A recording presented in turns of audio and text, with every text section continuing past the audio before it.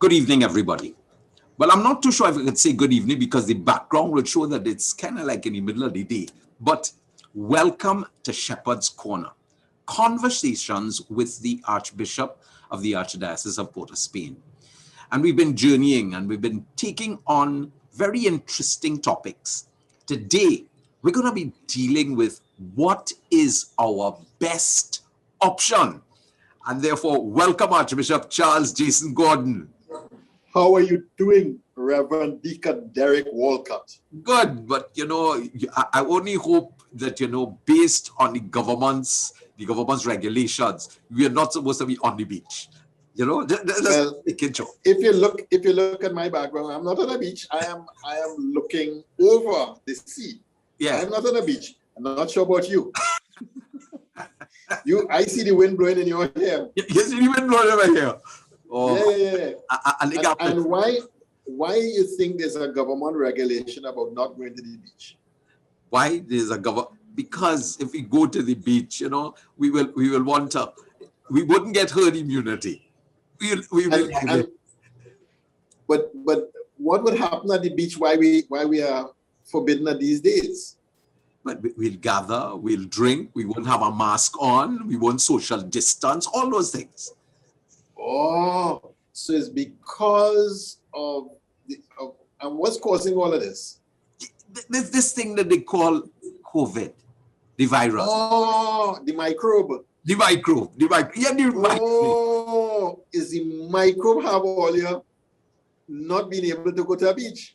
That's correct. So wait, it sounds to me like the microbe controlling your whole life.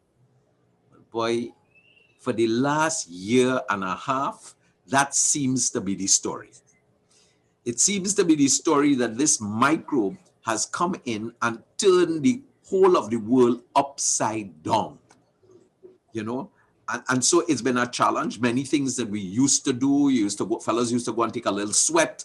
Fellas used to go by the beach. Fellas used to go, take a drink in the evening. Fellas used to go by the beach, cook by the river. People used to work, eh? People used to work. Remember the other time when people used to turn up every day for work? That's another story. Remember that, eh? Yes. People used to turn up and work, traveling taxi without even thinking twice. Right. Take public transport. Plenty things that we did and we took for granted, we can no longer do now. Because of a little microbe that you can't see with your eye, your whole life and lifestyle has been turned upside down. And if you understand that, you understand that we have options. Well, today we're going to One option is to live what we lived for the last 15 to 16 months. Or the second option is to vaccinate. But vaccinating, I mean, this topic of vaccination is a big thing.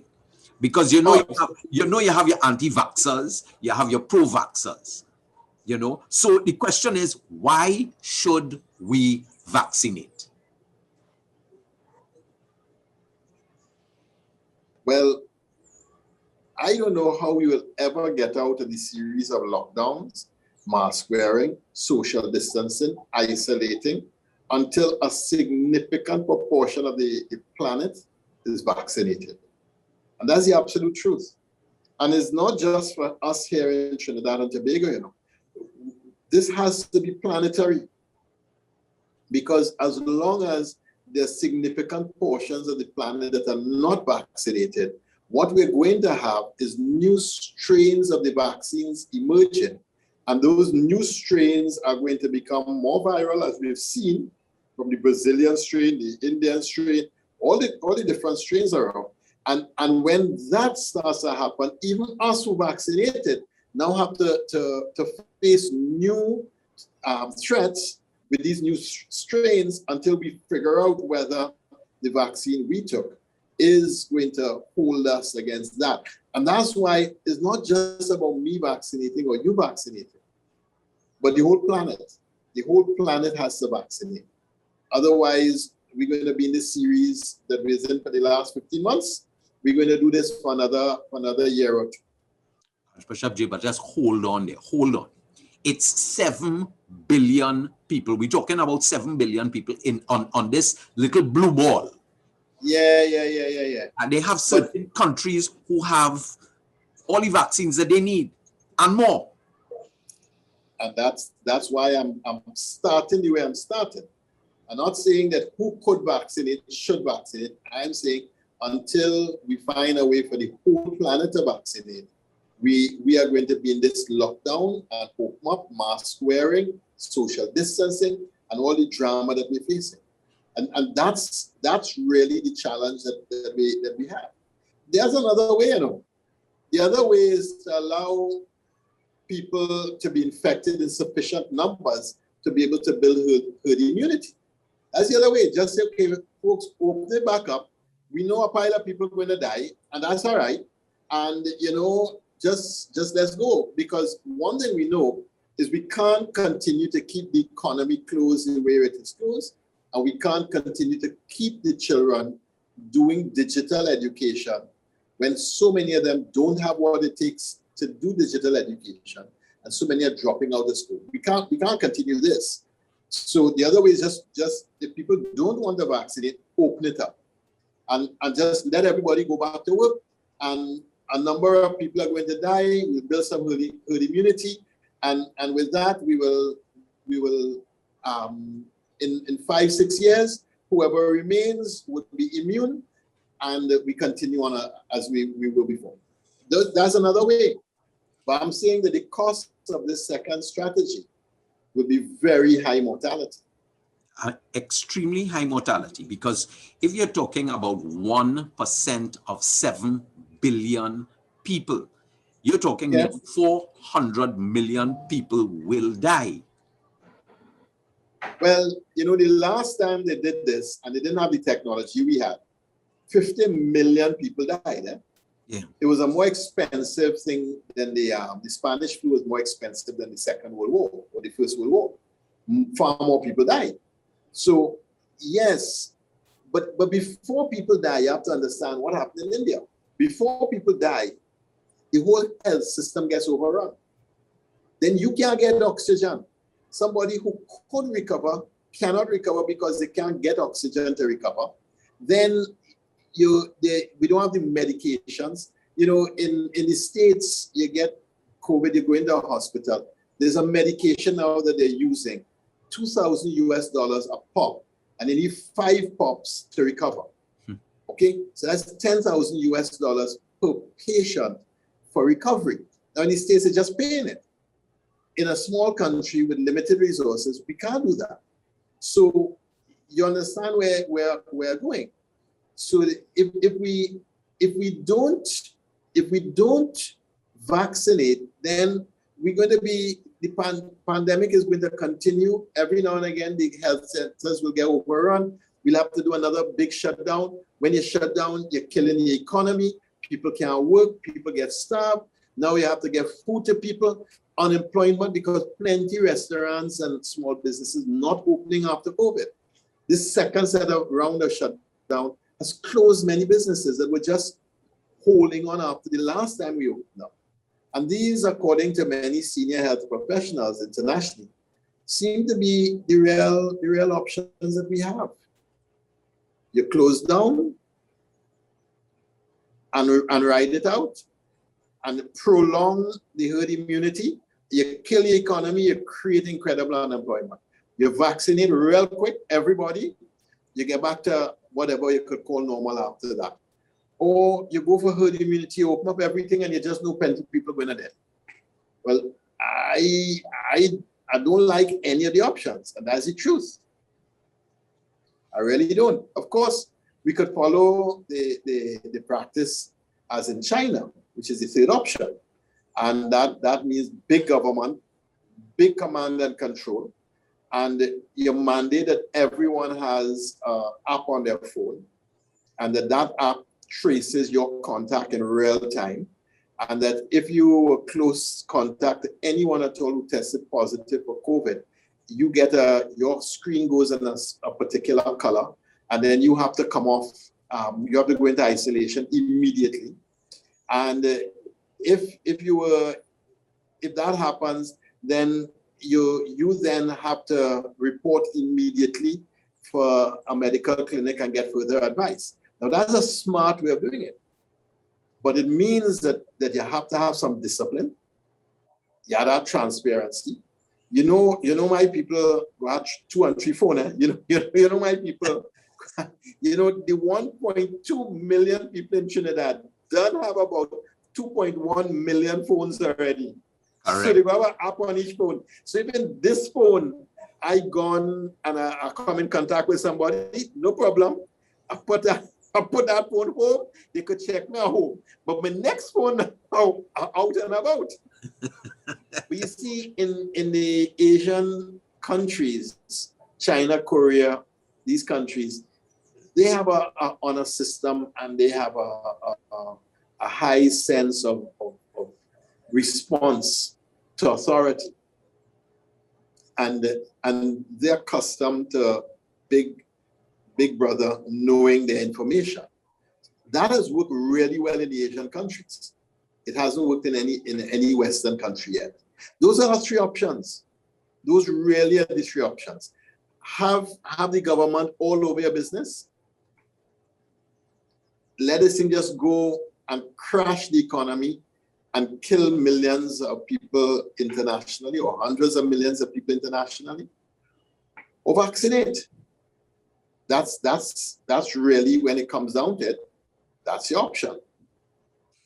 Yeah, but you don't want to like it, but that's the option. But I want to come back to the Asian and the Western cultures. Why are they more disciplined than us in a sense? Because if we look at the numbers in terms of West versus the Asian countries, I mean, the mortality rate on the West, and where we value our freedoms, we want to do what we want to do, and all that is phenomenally higher than on the Asian side. Well, I think there are many things to say about that. One is, are we sure we get any right numbers reported on the Asian side? And that's a question you have to ask, because public face is everything. Mm-hmm. The second question, the second bit of it, is they have very, very strong controls.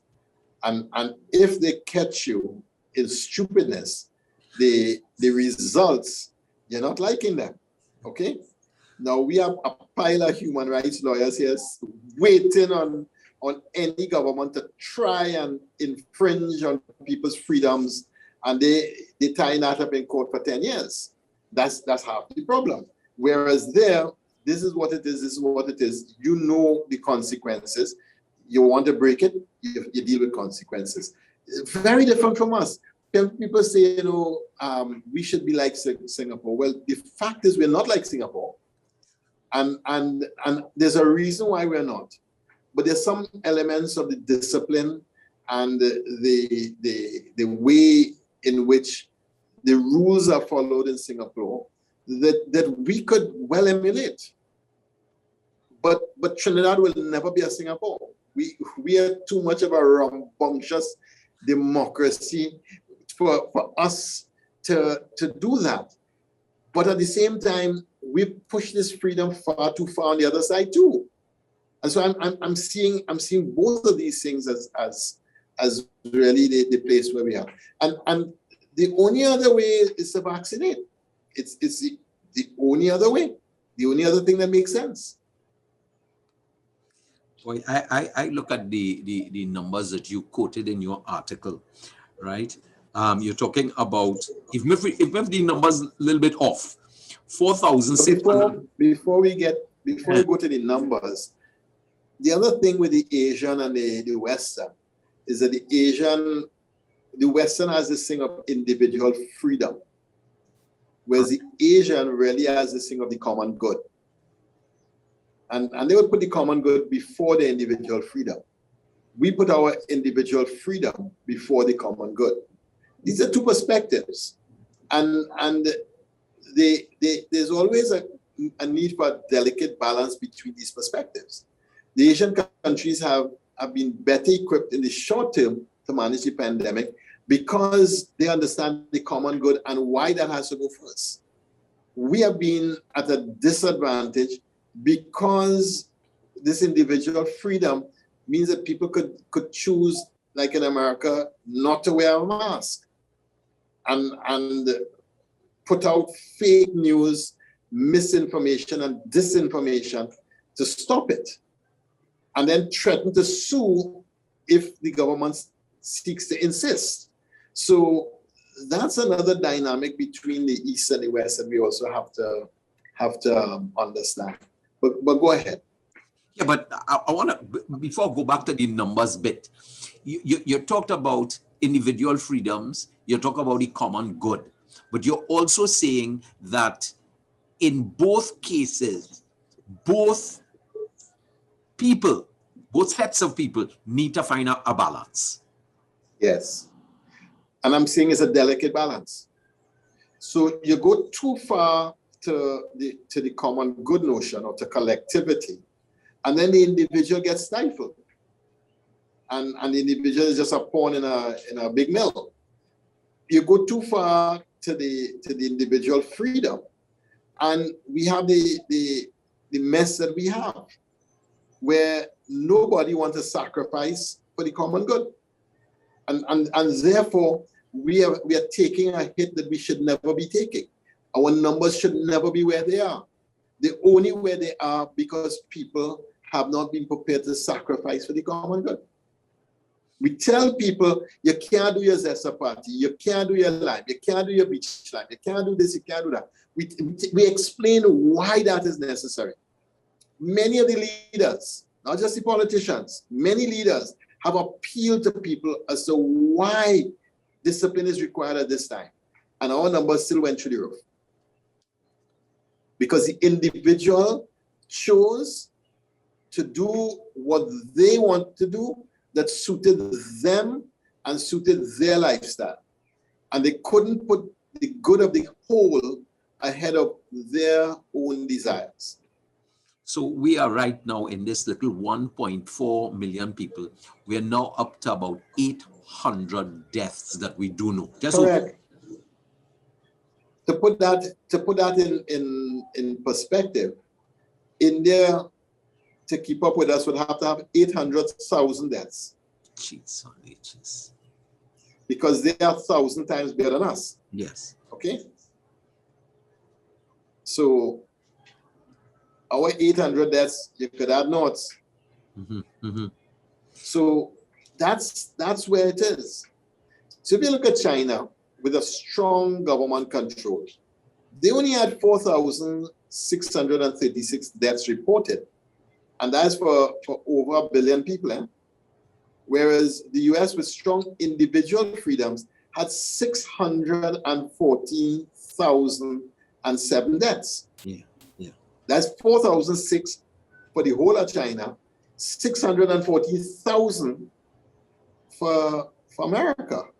You know, that's crazy. The total recorded deaths at the time of writing stands at about 3.788 million. Now, remember that the Spanish flu 100 years ago took 50 million. So we still only at 3.7 million. So it's still plenty smaller than what the Spanish flu would have had at this time 100 years ago. But it's still not good. Yeah, and one could say that because of technology and so on, we're able to deal with it. Yeah, we're able to deal with it better. We know more now about it, but we also know more now how to prevent it through the vaccination process. Yeah. So, coming back to you, and you said it already, but you're saying that we have options. Yeah. Give up some of our freedoms and go to command and control type government with high technology to manage the pandemic by individual tracing and containment. Or go the way of the Spanish flu, risk the deaths of over 50 million until we achieve herd immunity, or vaccinate a significant percentage of the world's population to hasten the immunity. That's it. Okay. Now, which option are you advocating for? Well, if I know my people in Trinidad and Tobago, I know option one, there is such a bitter pill that worse than Karaili. That go make Karaili look like honey. That option one where you're giving up your controls, you're giving up your freedoms, you're giving way to technology, you're becoming disciplined, and you're going to do the community tracing. You have an app. If it goes a particular color, you stay home. You then no. I know my people. The second one is morally reprehensible. You can't make a choice to say, you know something, 100 million people going to die. All right, that's how it is. And if it's 1%, well then it's a couple 100 million people going to die. That's just how it is. Knuckle up and let's just deal with it as it comes. No.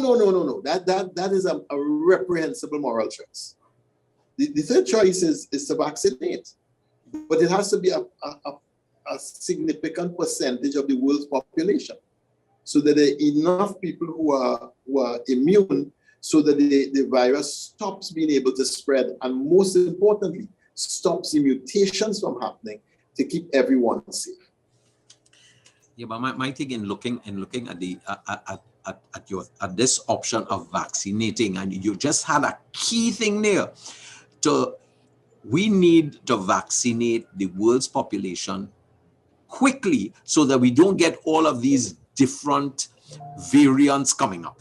Because before the variants come up, they're coming up with I was watching one of the programs recently, and they were talking about this virus as this virus is trying to survive, so he's mutating.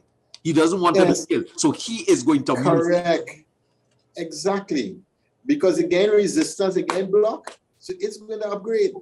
It's going to upgrade real quick, and unless it's getting blocked everywhere, then no mutations will happen.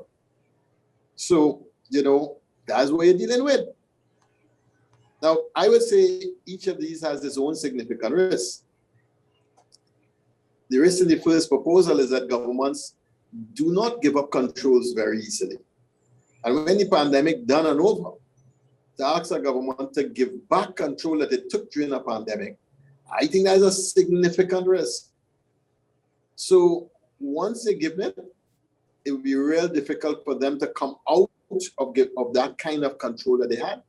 And because power is a drug, whether they like it or not, the best of people with the most noble of ideals get into power, and then they get too much control and they become a dictator. And we've seen that in so many instances. So the risk of the second proposal is mass poverty, incredible unemployment, shutting down of the world economy as we know it, and it will be plunged into an economic disaster which will be worse than 1929, which was what they now call the Great Depression, which was a hangover from the Spanish flu. That it just shut down to 1929 was the whole thing round. So that's the thing. But the risk of the third proposal is that we really do not know what the long-term effects of the vaccine are. We don't know. And with the novel COVID-19 vaccines, which continue to be monitored worldwide, we still don't know what if it has a long tail, if it will cause something that we can't imagine now. There's no way forward without a significant risk, is all I am saying. And that's my point. And the question is, which risk are we willing to take? What we can't do is you take one risk and I take another risk and somebody take a third. There has to be a strategy where we all choose a particular risk and say we all going to go forward here. Because some of the anti-vaxxers are going to go on the coattails of the vaxxers, but they're going to cause the mutations. And so we can't pay smorgasbord here. There's not a la carte. The world has to make an option and go for an option to move us out of this significantly. Now, you realize that in this third option, the anti-vaxxers are going to have to give up their individual freedom. Yes, and in the first one, we all will have to give it up. And in the second one, plenty of people giving up not individual freedom, but their life. And that's why the common good has always to be balanced against individual freedom. There was one commentator who said, on the other side of America, they need another statue. Because they have the Statue of Liberty, but they have to have the Statue of Responsibility on the next course. Good. Didn't think about that one. Statue of Liberty, yes. And with the vaccine, and I know with the vaccine, we do not know the impact of the vaccine in the next generation. But here's what, we had mumps, we had measles, we had chicken pox, we had, what else was vaccinated against? Polio. Polio was the big one. Yes, polio. And there's another one. There was a fifth vaccine that we used to get. Yellow fever. Yellow fever. But when we were taking those vaccines, nobody asked if you should or if you shouldn't, You took the vaccine because you couldn't get into school at 5 years old if you weren't vaccinated, because you'd be a threat to the rest of the class, the rest of your peers. And so nobody asked about should we or shouldn't vaccinate at that stage. We were vaccinating. And we managed, if you take polio as an example, we managed to drop the rates of polio infection and the paralysis from polio significantly because of vaccination. And without vaccination, what would have happened? Well, a lot of children would have been impaired and would have been handicapped. A lot of children. Nobody asked, should we vaccinate our child? That was just done. So we had to think this thing through real carefully. Because COVID-19 is not a benign disease. In TNT, our death rate seems to be about 2% of reported cases. Right. And with the new variant, the Brazilian or the Gamma variant, we are seeing much younger people die now than last year. Last year, this was an old people comorbidity disease. Correct. Now I'm seeing young people dying. Yeah. So it's no longer old people disease. Yeah. And at this stage, many of us have family members who know people who have died from the disease. And many of us know people intimately that we talk to regularly who have family who had the disease.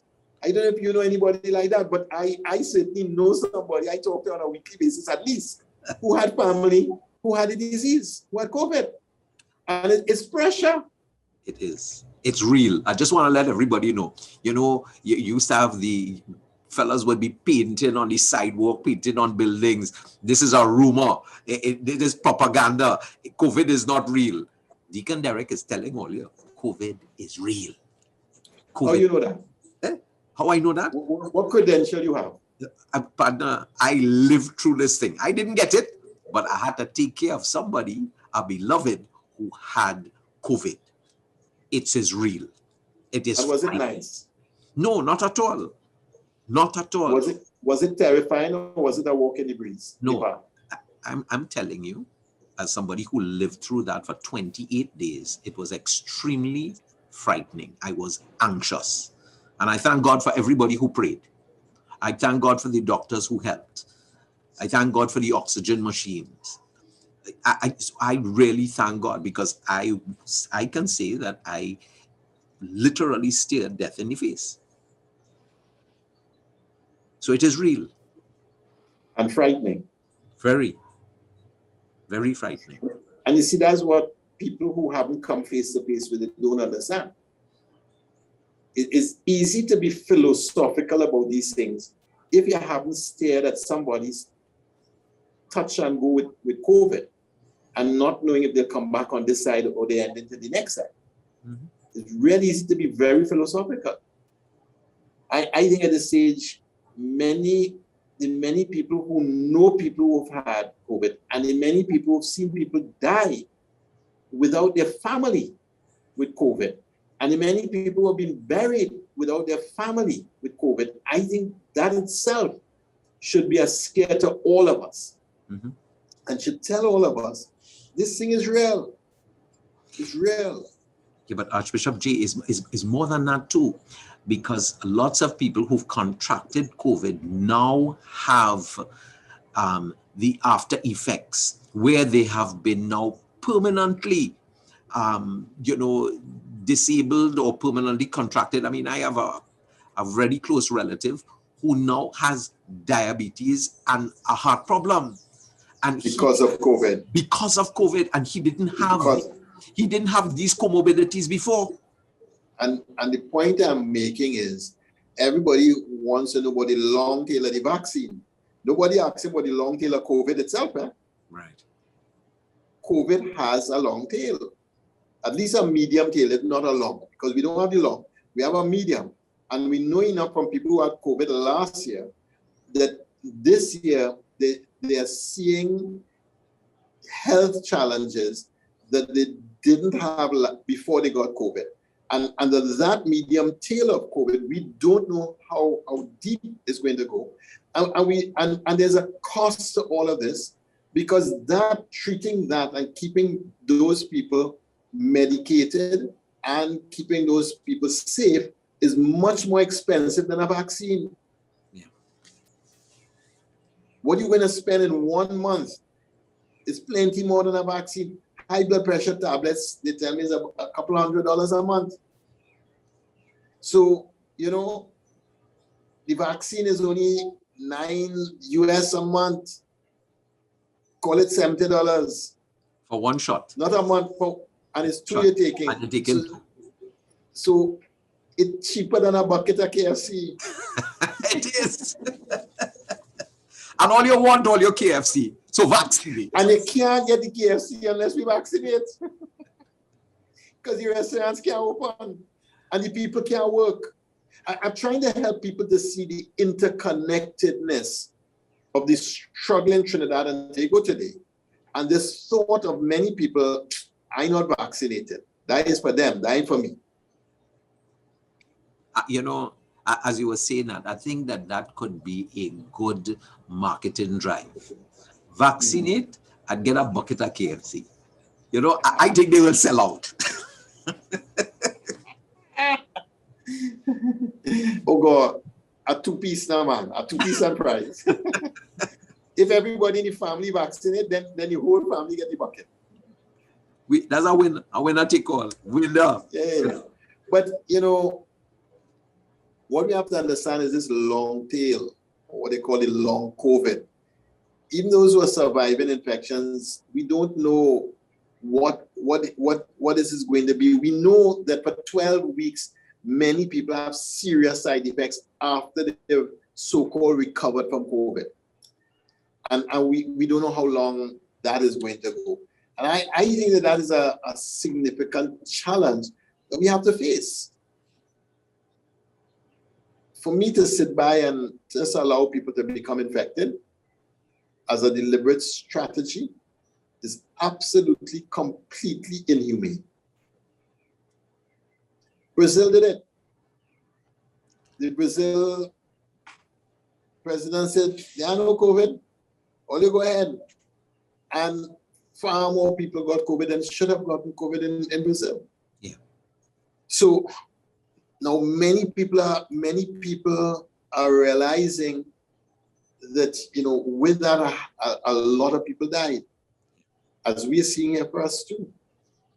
And therefore the cost of the other strategies, either the tampering with democracy or the national way of just dealing with human life, I think those are much too high.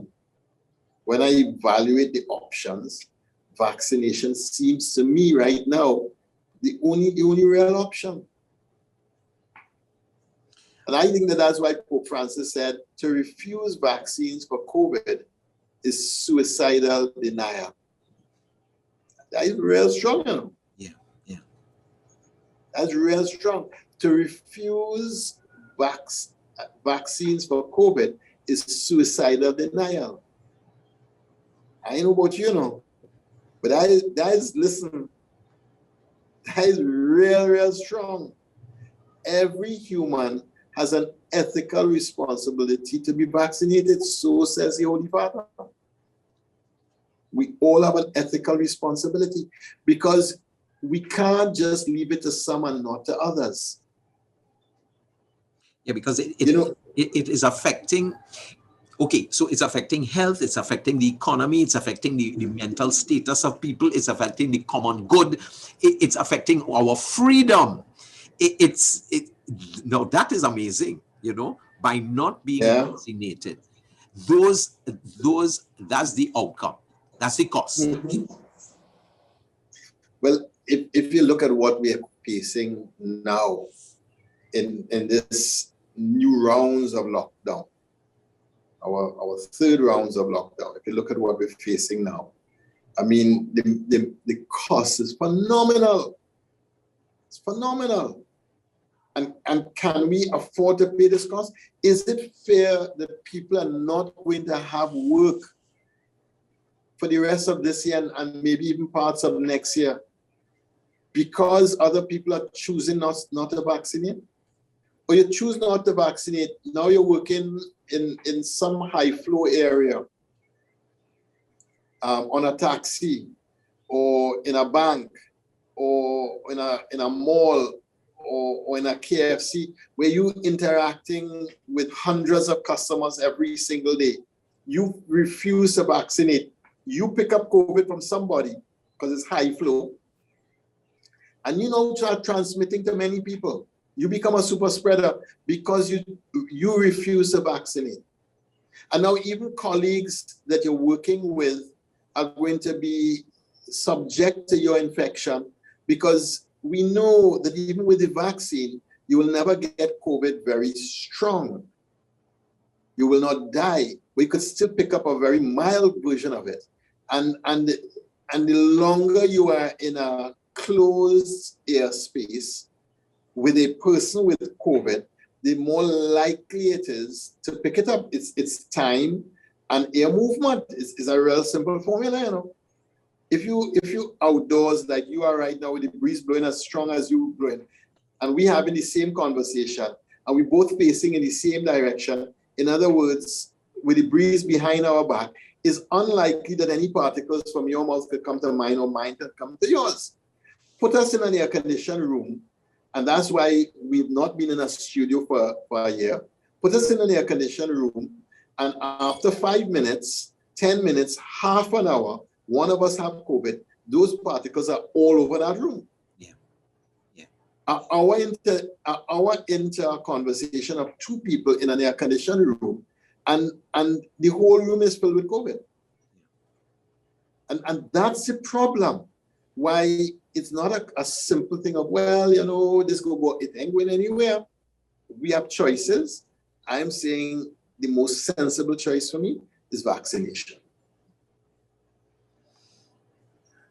Yes, sir. See back. Go ahead. No, yeah. So I just, you know, we heard certain leaders talk, and they were saying, you know, we need more leaders to come out and to promote vaccination. Here we have Archbishop Charles Jason Gordon, you know, the head of the Catholic Church, and he's telling all of us, listen, for the common good of everybody, we need to vaccinate. Now, I know there's a big challenge outside there with so many bits of news that has been hitting us. And I know there's a strong anti-vaxxers movement, you know, telling us about, and they have a million stories why we shouldn't vaccinate. Archbishop has just broken it down there. We have three choices. You know, and you know, and I know, Trinis are not giving up their freedom. You can't give up your freedom. Right now, you're not giving up your freedom and you're saying, well, I'm not going to vaccinate. The other way is herd immunity, which means to say that we have to reach that stage of about 80%, who would have been in contact, built up an immune system to this thing, and therefore they would be fine. And therefore you would get herd immunity. But in all of that, we have to look at the variants coming in. We have to look at the variants are also becoming super spreaders, which means to say they're spreading much more than the first variant of COVID. And not only that, it's more deadly. It is more deadly. So we're up to about 2% of those who have been tested positive, right? Who are dying. And it could go a lot higher than that. And it could go a lot higher. Now, if we see the vaccination, what does it do? Well, I think it prepares the immune system to fight the virus.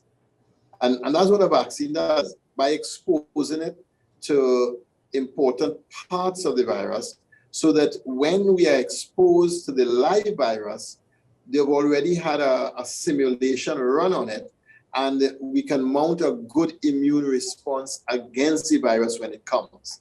So the vaccine is really a preparation that we do so that when the real thing comes, it doesn't penetrate past the first line or second line of defenses. Now, no vaccine completely stops one from getting any disease at all. Not measles, mumps, not polio, and certainly not COVID-19. But those who are fully vaccinated, where that means they got their 2 doses and have given the immune system a full 14 days to respond to the second dose, or those who have maybe the Johnson & Johnson only needs 1 dose and have given the immune system 14 days after you received it. When you're fully vaccinated, even if you are infected, it will be a much milder infection with less likelihood of hospitalization and certainly very low chance of death. And so the reason for the vaccinating is to drop the mortality rate significantly, to also drop the rate of spread, because we don't know the cost of COVID in the medium and long term. We just don't know. So we have to stop it at all costs. So I'm going to ask you a question. Have you been vaccinated? So I'll put in the question straight on him. There are some people who talk pro-vaccine, and I know up to now they haven't taken the vaccine. So I'm asking the Archbishop in a public forum right here, because everybody watching him, and he have a big smile on his face. Have you taken the vaccine, Archbishop J? Deacon Derek, I could ask you a question. After you answer mine. Do you have another question you want to ask? You must have a better question to ask. The whole world saw me taking a vaccine. Right. The whole world, they had video of me taking the vaccine. They had still photography. They had an interview after. They had the nurse giving me the injection. They had my hand roll up, the sleeve roll up. They had, the whole world saw me getting vaccinated. Of course, Deacon Derek, I have been double vaccinated. Beautiful, beautiful, good. Well, it's good to know that, because it's important that those who promote vaccinations, they don't just talk the talk, but they walk the talk. No. This is a serious one. We have to do this. This is not something we could talk about and not do. We have to do that. The other thing is that those who are vaccinated are also, those who are fully vaccinated, far less likely to transmit the virus to others, and so decreases the spread of the infection, which is also vital, especially with the new variants. So the rate of transmission of a virus is, they call it the R0 number. So if you have an R0 number of 1.2, it means that if I am infected, I will infect 1.2 people. COVID has an R0 number of 3, which means that if I'm infected, I will infect 3 people. Now, each of those 3 people are going to infect 3 people. So you get in the second round, you're already at 9 plus 3 plus 1. Mm-hmm. Okay? But those 9 people now are going to infect 3. You're going to 27. And when those 27 infect 3, you get to the community spread that we're dealing with, and you understand why the numbers keep going up the way that they're being going up, and why we can't get it under control quicker, although we've locked down, etc., etc., etc. Because it takes a long time to put that horse back in the barn. And what they're saying with the Delta strain, it's more like 1 in 5. So one that infect 5. It's an iron out of 5. Yes, yes, yeah. And imagine having that.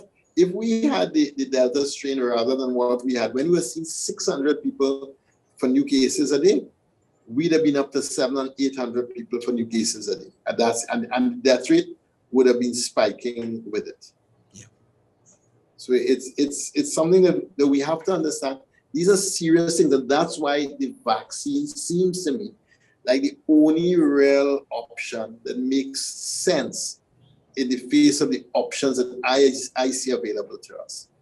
Now, I passed this by two eminent scientists. One who is a professor of UE, and this is what they do, medical research. And when they read it, they said, no, this is excellent. And you have named the options really clearly. And yes, those are the only options that they could see. Because I want to say, can you see another option I'm not seeing? And there's another person who's an immunologist who their specialty is the immune system, therefore vaccines. And they are scientists, not just a doctor. Mm-hmm. So they're doing a lot of medical research. And they too are saying the same thing, that, you know, these are the options, and we have to understand them very carefully. The more of us get vaccinated, the harder it is for the virus to spread, and the more protection for those among us whose immune systems are compromised. People with cancer or chemotherapy or any of these things, these people have to be protected. So it is my responsibility to protect you from COVID. That's why we're not meeting in one studio for the last year, but we're doing it the way we're doing it. Yeah. But you also said that vaccination of adults also provides a safer environment for the children, right? Who can't be vaccinated Correct. At this point in time. Because when the adults, you know, how a lot of disease spread is through the kids at school. Huh? Mm-hmm. Schools are factories for producing everything under the sun. Eh? Yeah, you mean? Remember when your kids were in school, one child in the class get a cold, the whole class come down with a cold. Correct. And then the adults get the cold after. Right. Yeah. From the kids. Measles start in the school and spread back to the adults. Chicken pox.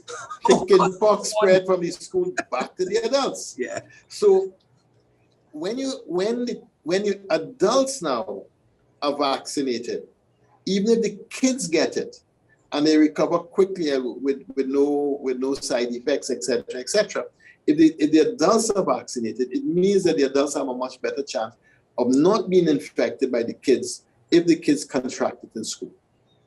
And if all the adults at school are vaccinated and all the parents are vaccinated, there's a very small risk of anybody contracting COVID at a school, because where would it come from? It'll have to parachute in from somewhere else. Yeah. Just reminding all those adults like myself who got chicken pox as an adult is worse. Yes. The children breeze through this chicken pox thing, you know. But as an adult, boy, it will kill you. You're getting chicken pox all in your ears. So think of COVID like that. Your children come home, you are not vaccinated, you are anti-vaxxer, but they go to school, they pick it up, they bring it home. Guess what? And think of a grandparent at home with a comorbidity or 3, and they get it, they die simply because you chose not to be vaccinated. Not good enough. Yeah. You know, when we all vaccinate, the children can go back to school with a lot more calm and with a lot less trouble. And it ensures we open the economy as early as possible. We can't continue this lockdown. And it's also about giving people the chance to earn and return to life and to their dignity and rebuilding the country. I remember last year, our numbers for food hampers went through the roof in July, August. And as soon as we opened back, it was like magic. A light switch went off. And people just stopped turning up to receive hampers. And that was very impressive. And it really said to me, the people who were coming really needed the hampers. Right. And the people who were left with after, when we did checks on them and so on and so on, so they were the ones who really needed the hamper. They weren't working before, working in real subservient jobs before. And so they needed to be carried through a longer period of time. Right, right. But now, in this second lockdown, I am seeing more people, Archbishop J, because those who got back their jobs and so on, and they locked them down again, they're now back on the breadline. And in some cases, we've been on a state of emergency and a longer stretch, and we don't know when this thing will end. We are hoping soon. And most people can't continue because most people have already spent all their savings. Yeah. Most people have just wiped their savings out, and now they just don't know how, they're just surviving best they can. So you talk about ethical challenge. Yeah. Those refusing to be vaccinated are creating a grave risk for the rest of the population. By keeping the virus circulating and increasing the risk of mutations becoming more vicious, both in severity and in the infection rate, they're putting themselves at risk. And as we open up, they would be susceptible, and their children and grandchildren and their grandparents and their parents are going to become easy targets.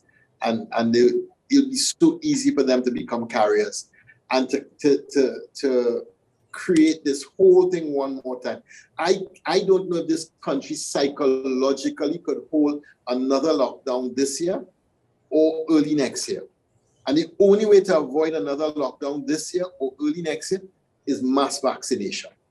And get people back out to work, get people back into productive activity, open back up this economy, open back up our beaches, open back up the recreation and the sports, and give our children back a life.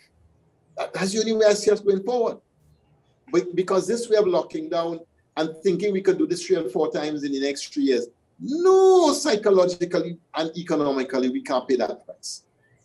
And that's why I'm appealing, because vaccination is what will open us back up and allow us to really emerge out of this. Yeah, but I have one thing here for you, Archbishop J. We're not getting the vaccines. Tell me. We are not getting the vaccines. We are not getting the vaccines in the quantity that we needed. And that's a huge thing. I agree. And this is a challenge to the world. Because in the world, there are some people who are holding on to their vaccines. And this is the second ethical challenge for all nations to have equal opportunity to receive vaccines. There are big countries in the world who are throwing away vaccines that are expiring. And there are other countries in the world that cannot get a vaccine if they try, even if they want to pay, they can't pay. And this is what's wrong. This is what is wrong. So in a country that knows, if I know I have 20,000 vaccines expiring in a month, and I figure out, okay, the most I will use maybe 5,000. So even if I keep 8,000 vaccines and the rest of it, the 13,000, put it in a plane and send it to a country that is looking for vaccines. Say, listen, you're going to have 3 weeks to use those vaccines. I send it on a limited time. That could work. If we knew a shipment of vaccines arrived and you have 3 weeks to use it, you do what you had to do and vaccinate people during those 3 weeks, use them out and you go again. Now, I think it's sinful for people to be hoarding vaccines when other people in the world cannot have that. And for the rich nations to hoard vaccines and to throw them away when they expire, while poor nations have no access to them, I think there's a grave moral injustice and a sin against God and humanity. And I think that we have to rethink the strategy that we're using, because it is really of no good. It's no good to the first world nation, and it's no good to the first world nation because you're not vaccinating the third world. What's going to start to happen is the mutations from the places you're not vaccinating when they come home to roost by you. And that's a problem. So we have to see this not as a national issue, not as a community issue. We have to see this as a planetary issue. And we have to start thinking planetary and strategically at a planetary level if we're going to move past this and do this really, really well. Yeah, because it's showing us that we can't get out of this independently, as I'm quoting you, and we are all interconnected, and therefore we need each other. We need each other. And that's why we keep talking about the common good. That's why we have to talk about the common good. Because it's only when we understand the common good that we start to see why we need to vaccinate. So I think for the first time in the world, we're facing a challenge at an individual level, person or nation, that we cannot get out of this independently. We have to think about this as a planetary challenge that we have. And we have to understand how interconnected we all are. And we need each other. If the poor nations are not being vaccinated, and if the poor parts of your nation are not being vaccinated, the mutations are going to come back to haunt the rich. And that's as simple and as straightforward as I could put it. We'll have a crisis that we wouldn't know how to get out of. And all I'm asking is, if you have the means, or if you're making the decisions, or you know somebody who does, let us ensure that everybody has access to the vaccines. What's your key message? Vaccination is a moral responsibility. And so all nations and people must have access to vaccines. Action step with that. If you are hesitant to be vaccinated, please, please, please, please, please check your information source first. Please. Is it a case of misinformation or disinformation? Plenty of that out there. And plenty of the information that people are using to say why they will not be vaccinated is mis and disinformation. Misinformation is when you're spreading something that is misinforming people. Disinformation, when you're consciously putting bad and wrong things out there to confuse the likelihood of people, and plenty of people are doing disinformation on the vaccine question. Is it a credible source? Read the Vatican guideline, note on the morality of using some anti-vaccine COVID-19 vaccines. Because on the Vatican guideline, it gives you the whole process of reasoning. That was done on the 20th of December, 2020. So those are some of the things that I'm asking. If you're hesitant, if you're unsure, great, no problem.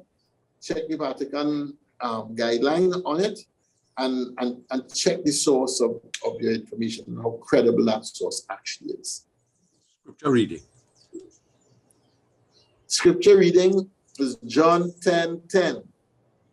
The thief comes only to steal and kill and destroy. I have come that they may have life and have it to the full. have it to the full. That's what Jesus came for. Archbishop J, say a little prayer with us as we end today. Father, we thank you for your incredible love and blessings. And we pray, oh God, that as we open wide our heart, that we may allow your love in. Give us every grace we need, oh God, to do your will. And give us every courage that we need to do what is necessary for the safety of our whole nation and our whole planet. And to help everyone to come to that place where we can live in freedom again and celebrate and be in great relationship with each other, in close proximity again. We make our prayer through Christ our Lord. Amen. Amen. Thank you, Archbishop J. Don't forget, pick up your Catholic news, everybody. Absolutely. God bless. God bless.